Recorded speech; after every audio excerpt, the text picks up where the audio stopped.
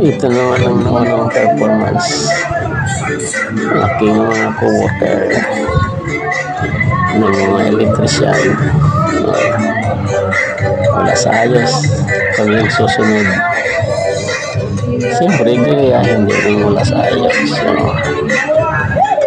basta lang yung may masabi. Partida pa nakakain na yan, pero yan yung panggalawan. Sige lang, padyak ang padyak. Sinaisipan. Yan ang kagandahan. Kahit hindi marunong, sige pa rin.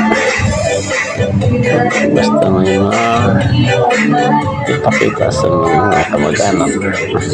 Kasama dyan ang mga pamilya. Mga anak. Kaya yan. Kakatuwaan naman sila. Diba? Hindi na malaman kung saan pupunta. Kanan ba o sa kaliwa?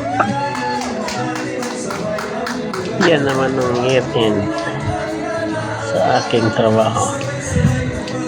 Kahit di marunong sumayaw, sigilang, padyak, basta may pipresent, hindi naman pagalingan, hindi pa sabay-sabay kagulo pa. Ayusin. Ay sus, hindi ba natayo lang? Iba pang damit. Basta lang mayroong masasabing na-perform. Katuwaan ba? Sige. Kailang sa dami-daming raffle. Konti lang nabunot ko, puro kawin. Grocery na konti. Yun lang. Hindi, hata lang. Kahit anong padyak. Basta mayroon sa kakagulo na. Kita mo naman, sinimot ko. Yan. Hindi kasabay-sabay. Hindi mo malaman kung saan punta yung iba. Na-lip-sync lang Basta lang nasabing mayroon siyang nagawa. Tawat lang